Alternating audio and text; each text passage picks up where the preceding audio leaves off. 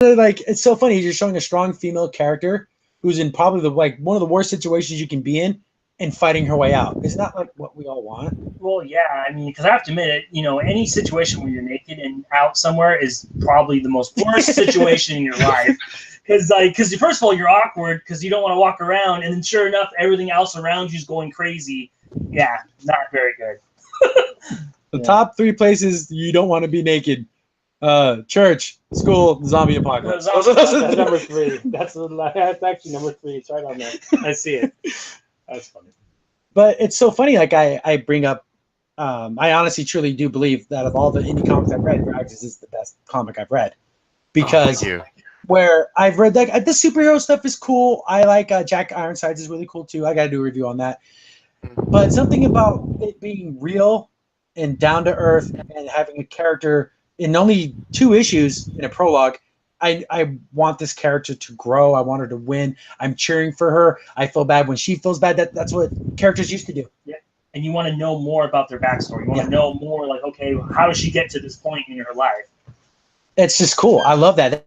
That's how I felt about X-Men comics growing up. And not until literally, honestly, until I picked up Rags, I'd never felt that way about a character again. And it's just cool. It's like comic characters nowadays don't even struggle anymore. They just win. Mm-hmm. Exactly. And that's another thing about like the Miss Marvels and those Captain Marvel characters, one-punching guys and flying up. Riri Williams, never, every fault she has, it's because it's someone else's fault, and it just made her better. Yeah. Let's give her an ongoing series and the writer will be a woman who's never written a comic. Yeah, forget the hero's journey. It doesn't exist. Oh yeah, it's as classic as the freaking Odyssey. Yeah. The hero's journey. And I think we're also the only book that actually took a real woman, Liz Finnegan, who I'm a huge fan of, by the way, took a real woman and she used that as the model for a real human type character and gave them an actual real life struggle. A lot of things that go on in that book I've taken from either past experience or from my battle buddies experience or something to that effect. So I think we're really like the only book where we have a real character with a semi-real story, and the only difference is we got zombies in there. Yeah. And for me, when I really knew like, wow, there's a lot of nuance here, and there's some personal stuff here. It's like that argument she had with her fiance in the car. That was so real. I had to stop reading it for a while. It made me feel. That was actually an argument I had. Yeah, it was so because I've been around stuff like that, where relationships where people you know exactly what to say to hurt someone, and you know exactly what you're doing, and you do it. You feel bad for doing it, but you still did it. Mm-hmm. And it was so real. I literally like, okay, I gotta walk away for a little bit because it was literally like hurting. It hurt my feelings. Yeah, it actually touched your heart in a way that it was like hurting. Yeah, but you see her get hurt. He gets hurt. They're hurting each other. It's like, oh no. It's like, and then there's always that lull where you're thinking, oh, okay, they're coming to a point to where they're finding an understanding, and then someone says that one extra thing and breaks it, and it's all back to the beginning of. Oh, it was terrible and wonderful and great all at the same time. All too real. All too real. That's like the best compliment I've gotten. Oh yeah, it's honest, is 100% truth too, because I'm like, wow, I love superheroes, I love that stuff, but you don't get that in a superhero comic. No way. You don't get what you get in a comic. They even like self-validation all the time. No one was being validated there. That was a real situation that really probably, happened. Yeah, I mean, you read that whole part with Honey Badger in that one comic, you want to just scream. She's just so annoying and so self-unaware. So unrealistic, too. Yeah. Unreal. Have you seen any of those X-23 Girl Wolverine comics? Oh. I've read the first 2, and then I turned it off. Did you see that? Well, Honey Badger, like, tiny Wolverine is what she is. The clone of the clone of the clone? Yeah. She's always talking about food. She's always like, using kind of like that teeny bopper, stupid way of talking. And her powers are ridiculous. She can't feel any pain and heals instantly. So nothing can kill her. You could literally drop a bomb on her and she'll instantly heal. She's got a cheat code too. He might heal, but he feels it. And she's constantly like, again, so if you don't have to ever worry about your character, there's no trauma. Guess what? In Rags, if Virginia gets pinned down by 10 zombies, she's done. Oh, She's not going to be able to do some ninja move and some magical power. No. And that was another cool thing I liked is she has a weapon, but you don't want to engage anybody. If I can come out of this without ever pulling the trigger, that's exactly the way I like it. Duck your head. Pull the trigger in that situation is going to cause way too much attention. And I like that. It kind of has that Metal Gear. Why engage these 10 guys when I can just wait, turn around, sneak by them? Yep, not worth the fight. Do we really have to kill everyone we meet? Really? No, we don't. We can keep moving. Now, I want to get the invisible camo. Yeah, I learned that from Resident Evil. You don't have to kill every zombie you see. No, not worth it. Not until you get like the Magnum or the Samurai Edge. But it's funny you mentioned Metal Gear because there's actually a scene in issue 2 where we actually do like the Metal Gear sneak. Yeah. In like 3 panels, and not many people caught that. I also, another thing too I thought was really cool is a lot of the story gets told with no words. The comic book is a visual medium, and it should be able to tell its story without using too many word bubbles. That's another thing with Marvel Comics. The damn novel sometimes when you open up the first page, it's talking and talking and dialogue and dialogue and dialogue. You don't need to do that. Let the art and let the story and the pacing tell the story. Like our mode of operation on that was, it's a comic book, not an audio book. Mm-hmm. So you don't want to sit there and just listen to people talk and talk and talk. 90% of the story is actually told on Regina's face. So if you pay really close attention to her face, you'll see that she may be she was arguing with Lee in that when she finally made it to that super Walmart, and she wasn't really arguing to be mean. She was arguing because she's afraid to get kicked out of that store. That's the only safe place that she had for the time. And she's like, I don't want to go back out there and run from these zombies again. I just want pets.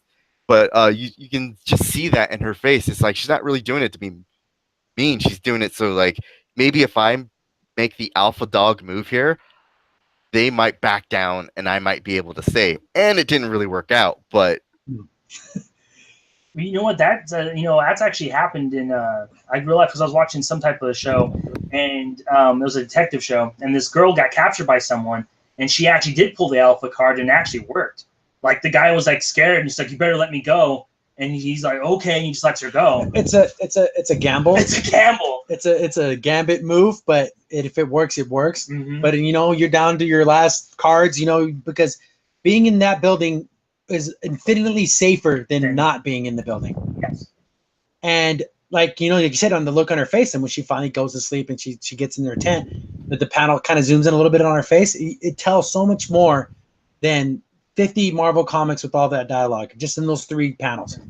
So much more. Mm-hmm.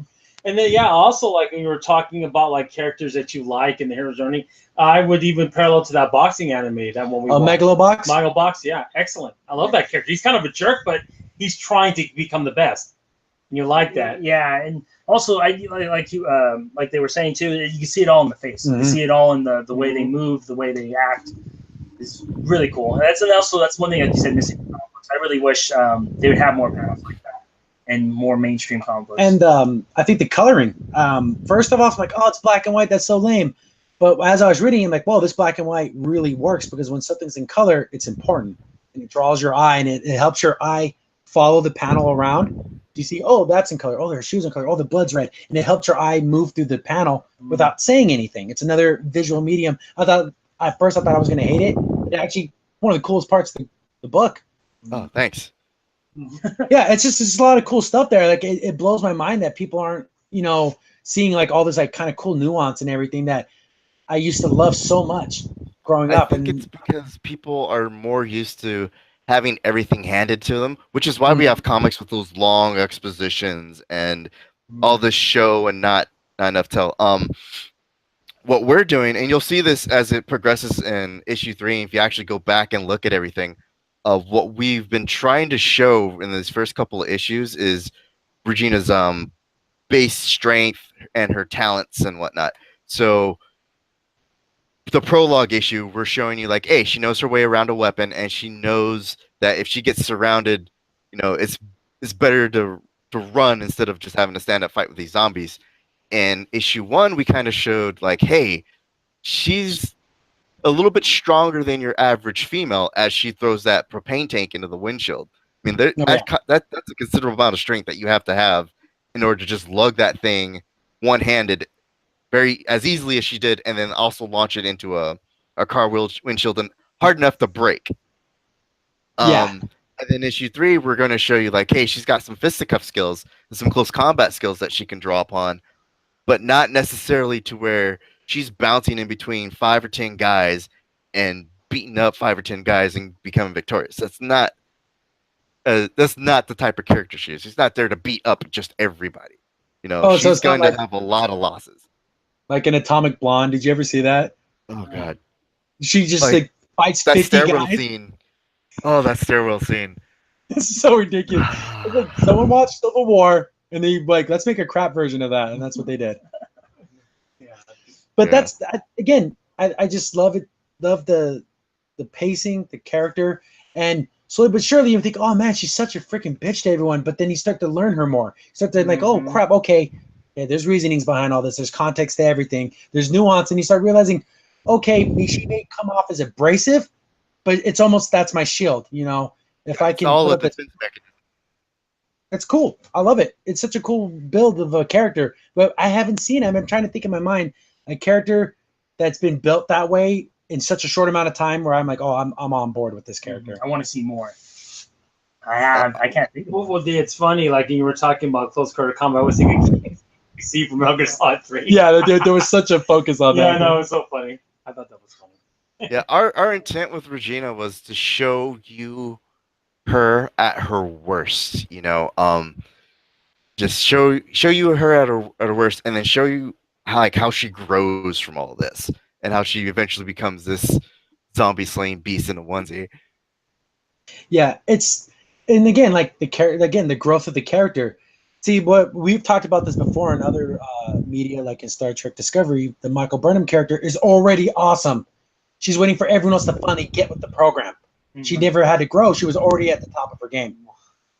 I love to see a character take those steps to become that amazing thing, not already be there, and it's everyone else. She's waiting for everyone else to finally get it. Yeah, to be. And that's boring and stupid and not fun to watch. No, it's not. No, because you already know how it's going to turn out. Oh, you're going to be right. She's going to win. The end. Here, you're not even sure if Regina's going to make it out. No. Yeah.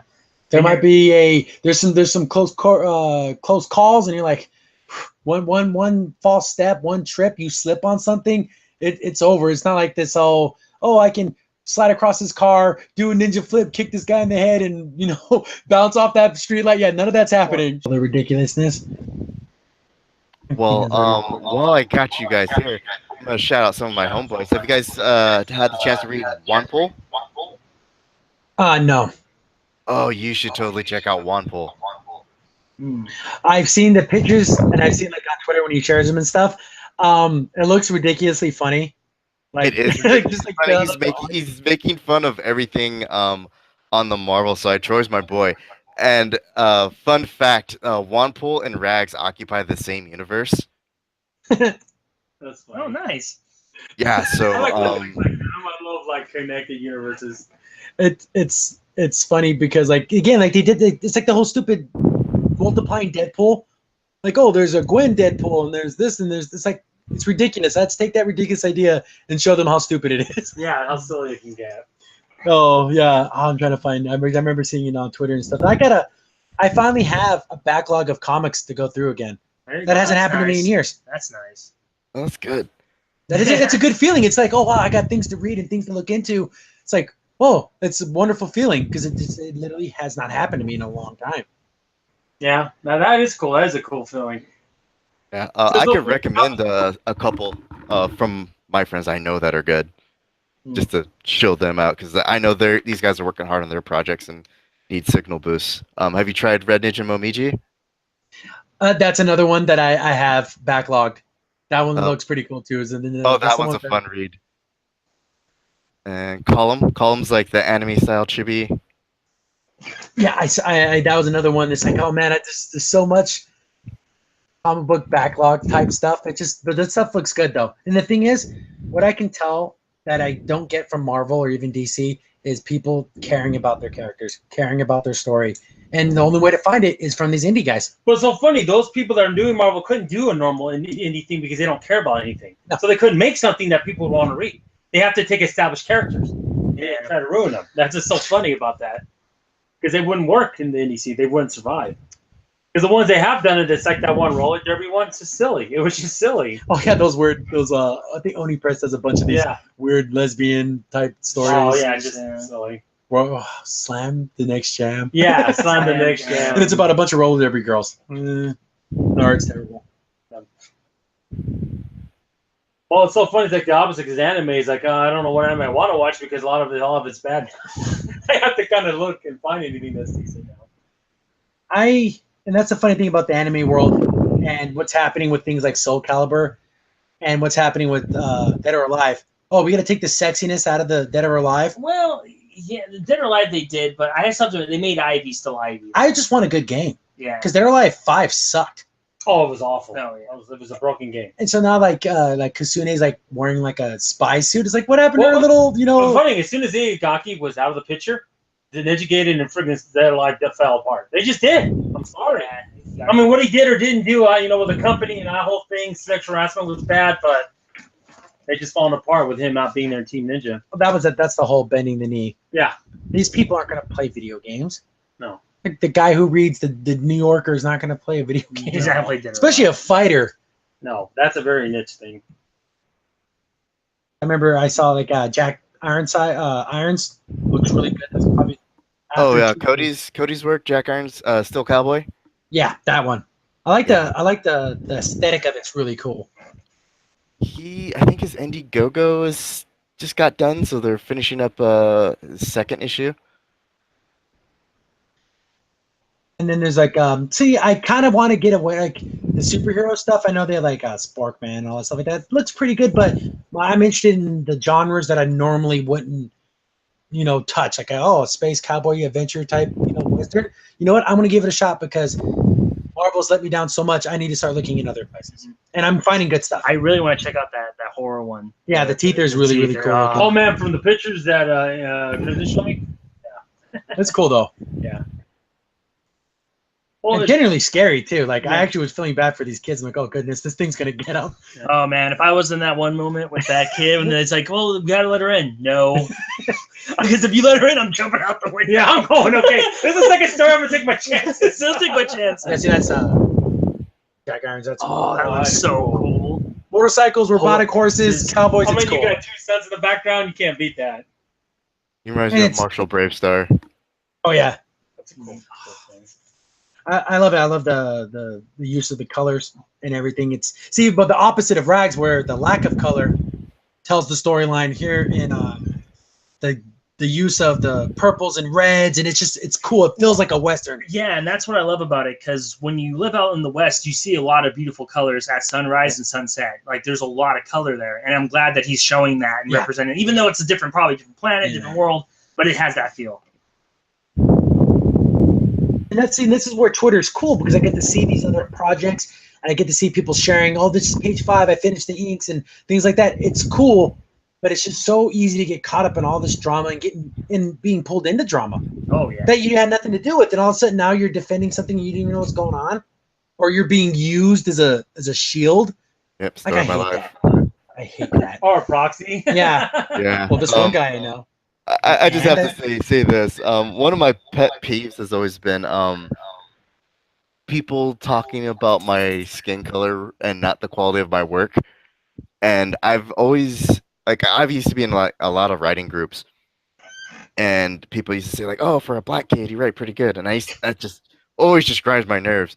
So I always want to be known as Brian Ball the writer and not Brian Ball the black writer, because I think that really takes away from whatever little talent I do have, and especially when it comes to our book, I don't want to play like the diversity card, but the team behind Rags, we're all come from different backgrounds. Our colorist is French, Liz is from Philadelphia, a female, Luigi's from the Philippines, I'm from California, Trent's from Fargo, North Dakota, and we all have like different backgrounds and different experiences growing up, but we're a diverse group, you could say, but we don't want to promote that. We want our book to stand out just on the merit and the quality of the art and the quality of the writing. And I really hate when people want to point out like, oh yeah, but the people behind this book, they're black and yada yada yada. That's so stupid. Yeah, or like you have like a banner saying, "Look, my diverse group," and by the way, Rags is like a little tiny little. But that just like when said, you'll see a whole Twitter's like that.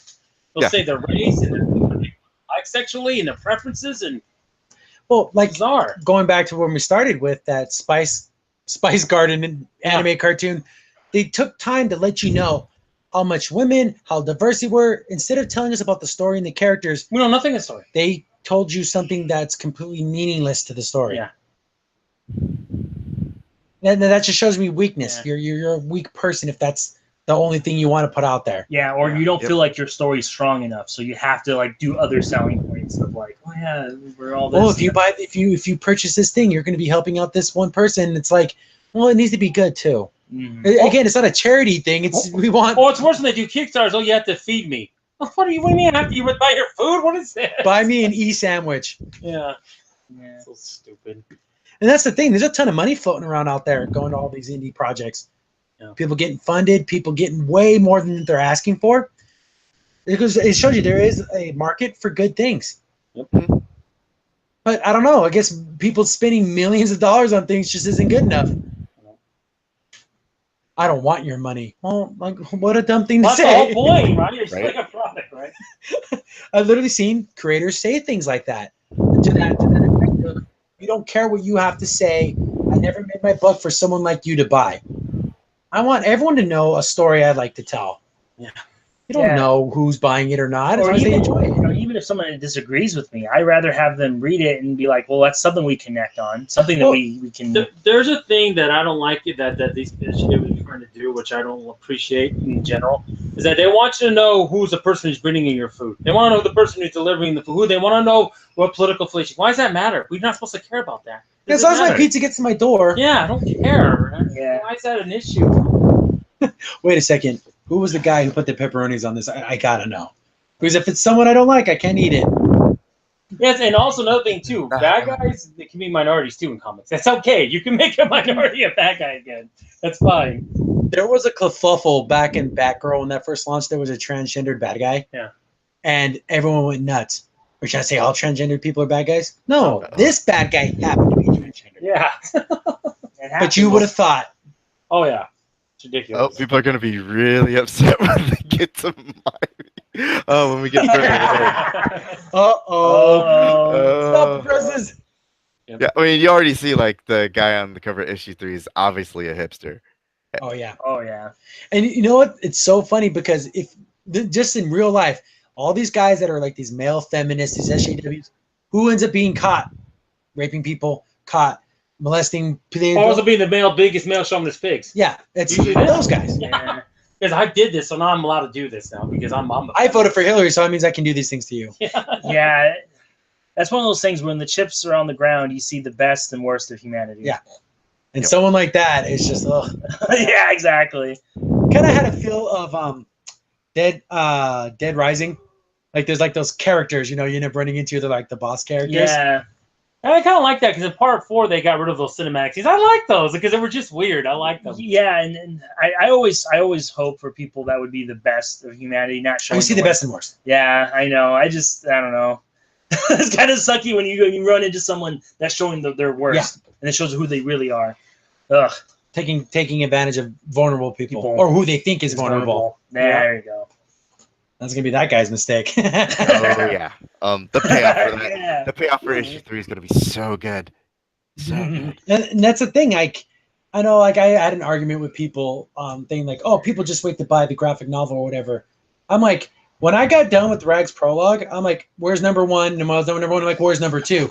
I didn't want to be like, "Oh, I can wait 6 months." No way. I want to know the story now. When you honestly care for the characters in the story, you want it instantly. I don't want to wait. Well, I'll wait for that compilation that comes out 2 years from now. No. What are you, dumb? No. If you're willing to wait that long, you don't like that story. Yeah, it didn't connect with you. Yeah, exactly. Exactly. Yeah. Yeah, But, like I will say we are working on it right now. Yeah. I'm gonna probably end up buying. I bought the digital censored version, and I'll probably buy the floppy from the comic book store. So I'll buy the same thing 3 times. But it's that good. Yeah. It really is. I no qualms about it. If you want, I'll put you on my distro and shoot you out a review copy when we get them all put together. Cool. I'll still buy a copy too. I'll do both because it's that important that good stories and good characters and good creators be brought up. It's always fun to do the roast video. It is fun to tear someone down, but I think it's more important, especially in this community of comic books, to build people up, especially when they really, really do a good job. Exactly. It's not just build someone up because some stupid reason that isn't anything to do with the story. That it stands on its own. Mm-hmm. Well, yeah, exactly. And all of us, we need to all kind of try to stick together, so, and not try to tear each other down, like you said. We got to be real careful of that. Yeah, the infighting. Just to do it. Yeah. That's the thing that people want to put labels on things. You know what? I like good comics. I talk about good comics, and if that so happens to fall into a group of people, whatever, I don't care. I just want to talk about what I like. Yeah. Amen. Yeah, it's a little ridiculous what people will only. If they doesn't have a certain hashtag or a certain thing or a certain group isn't affiliated, I can't deal with that. What are you, stupid? just move, grow up, and take a chance. And this is just entertainment. I mean, at the end of the day, that attitude is what's got us here in the first place anyway. Yep. Mm-hmm. I notice with a lot of people when they say they want things different, they don't want it different in a way that it's better. They just want it the same, but they're the ones oppressing. They're the ones dictating what's good and what's bad. Instead of it being just like that open market of ideas. Believe me, I'm very free to that because, case in point, I don't agree with a lot with what McFarlane does and when he becomes a Family Guy, but Orville's phenomenal. It's phenomenal, and I'm going to give him credit for it. I like his sci-fi writing, not necessarily like much of his other stuff, and he's kind of a dill hole on Twitter sometimes, but for the most part, in his show, he doesn't let it bleed into sci-fi stuff. Yeah, that's what I like about it. And it's still good. So, yeah. Some people give me crap for that. What if McFarlane did this and that? You know what? I don't follow him on Twitter. I don't care about his personal life. I like the show he puts out. And if you do good stuff, I don't care what your politics are. I don't. But you when you bleeds in and when it's everything, like you were talking about earlier. Yeah, like when you talk about your new book, like the whole new Willie Williams book, everything's about the author. Oh, she grew up in Chicago, just like Willie Williams. Oh, and it's like, what's that to do with anything? Yeah, nothing with the actual story. I'm pretty sure, when they invented Spider-Man, when it's Steve Ditko and all that, they really weren't swinging around New York City. That's not important. Weren't news photographers. Yeah, they weren't picture guys for a newspaper. Yeah, that's funny. But yeah, it's just there is room for good comics. I agree with that. We can make it happen. Yeah. And when you buy good comics, share them with people. That's another thing that was cool about comics growing up is I'd always swap comics with my buddies at school and stuff. In the digital age, it's a little more different, but I like the idea of showing off good stuff. Well, I like what they do, like in Japan with the Sojin comics, is they make them super cheap, like Sojin Jump. That way you can just throw them away or just leave them on a park bench and then someone else will go pick it up. It's a very different approach to comic books. Yeah. That's also why I priced our digital books like at 99 cents, where, if you didn't like it, you didn't really lose out much. But if you liked it, you just got a great deal. And for us, we're just three drunk guys bumbling our way through this, making art that's should be nowhere near Marvel level of art, but I have to say we're in a good competition. Oh yeah. Oh, there is some ridiculous Marvel art out there where I'm like, this is from the big boys. If you would have submitted that panel to Marvel in 1987, they would have just laughed at you. Yeah. Now this is the cover. This is the premier characters. This is Thor and Spider-Man. And did you ever see that soy face Spider-Man? Remember the one I showed you? Oh my goodness! Oh god, yeah, that was a meme for a long time. Yeah. It was ridiculous. Like, what is this? Some kind of a weird pastel watercolor thing? And he's like, Spider-Man, the goofball moron. Like he's supposed to be. Spider-Man's telling like he's in a children's book right now, and his expression's all what is this? Wide open mouth and everything. But yeah, it's just, and that's the one thing I'm saying that we talk about the visual medium. For me, if the art isn't good, and there's a qualifier there. I know there's like people will create something that's surreal, so it looks a little odd, a little weird, but it fits the tone story of the book. Yeah. When you look at that cover of Rags, like, bam, that looks awesome. Yeah. Like you cannot say, oh, that looks terrible. Oh, that eye looks funny, and what's up with their leg? No, it looks good. Crimson Sin here. Thanks for watching, and be sure to like, sub, and share. Also, for the most up-to-date information about the podcast, follow us on Twitter at C15 Podcast.